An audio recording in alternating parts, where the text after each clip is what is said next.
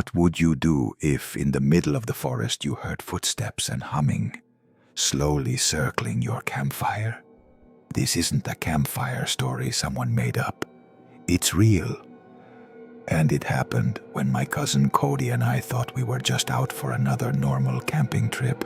Cody and I were in our early 20s, and camping had become our way of escaping life for a while. That summer, we chose Urpo Forest. It was my first time there, but Cody knew the place well.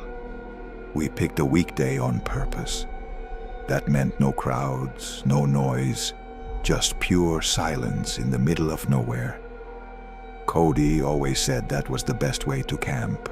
When the quiet is so deep, you can hear the forest breathing. Now, I wasn't the outdoors guy. Cody was the Eagle Scout, the one who made everything look easy. While I wrestled with tent poles for 20 minutes, he'd already have his tent up and the firewood stacked. But out there, I trusted him more than anyone. As the sun dipped low, we got a fire going. Cody pulled out steak and burgers, because even in the woods, he cooked like it was a backyard barbecue. The smell of food filled the clearing. Classic rock played from a small speaker, and the world felt simple. Just the crackle of flames, the taste of cold beer, and laughter echoing through the trees. For a while, it was perfect. The kind of night you wish you could bottle up and keep forever. But peaceful nights in the wilderness never last forever. And ours was about to turn into something I'll never forget. It was dark by the time we sat down at our little folding table to play cards. First blackjack, then poker, then eventually Uno. Just two cousins killing time in the firelight. That's when it happened. I froze mid-laugh because I heard something. Cody noticed it too. I paused the music on my phone, and the silence that fell over the forest made my skin crawl. That's when it became clear. We weren't imagining it. There were footsteps, slow, deliberate, out there, just beyond the glow of the fire. And under those footsteps, a humming sound. A man's voice, low and steady, drifting through the trees. Cody's face tightened instantly. He whispered, "Find the flashlight." My hands fumbled through my bag, but by the time I switched it on, the sound had already faded. Just trees, just blackness. I asked him if it was something to worry about. Cody's reply was calm, but his eyes told a different story. "It's unusual," he said. "Very unusual. Bears don't hum, and people don't wander this deep into the woods, not at night." The fire crackled, but the warmth I felt earlier was gone. Because for the first time that night I realized we weren't alone out there. We tried to laugh it off. Maybe it was just another camper, we told ourselves. Maybe, just maybe, our imagination playing tricks. But the forest wasn't done with us. The footsteps came back, slower this time, but heavier. Each crunch, crunch, crunch of dead leaves felt like it was coming closer, circling us, hunting us. My hand tightened around the flashlight. I snapped it toward the sound. A beam of white cutting into the endless rows of trees. Nothing. No figure. Just silence. But then the humming stopped. And that silence, it wasn't peace. It was pressure.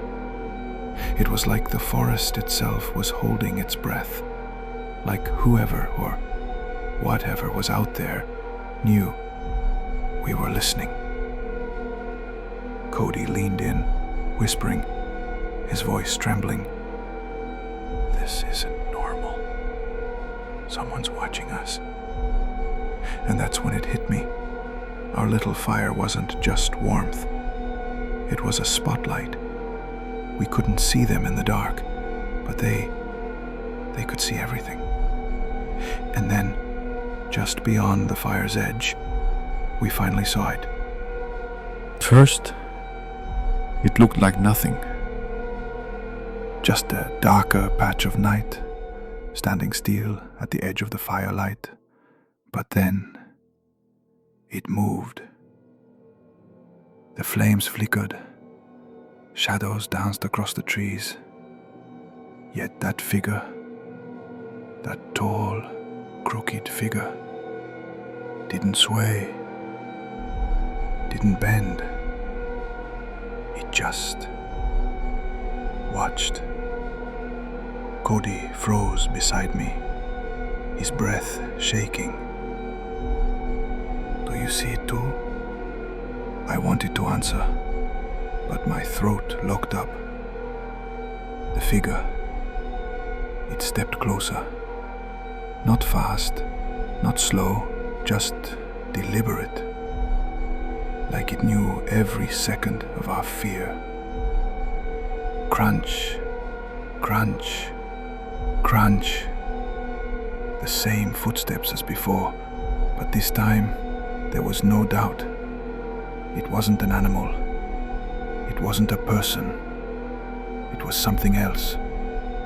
The fire popped, and for just a split second, the sparks lit its face, or what should have been a face.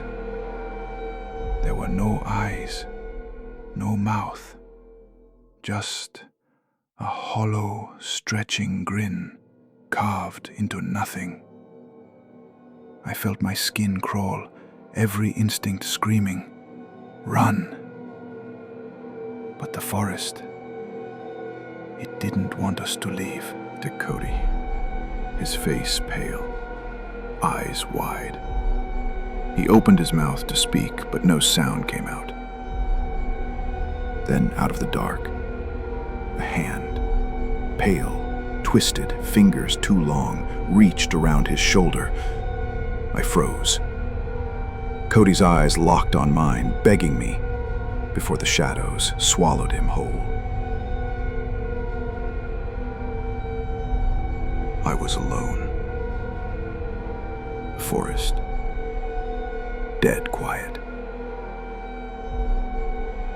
The fire, gone. Even the night felt like it was holding its breath. And then, just behind me, a voice. You're next. Do you believe in the dark now?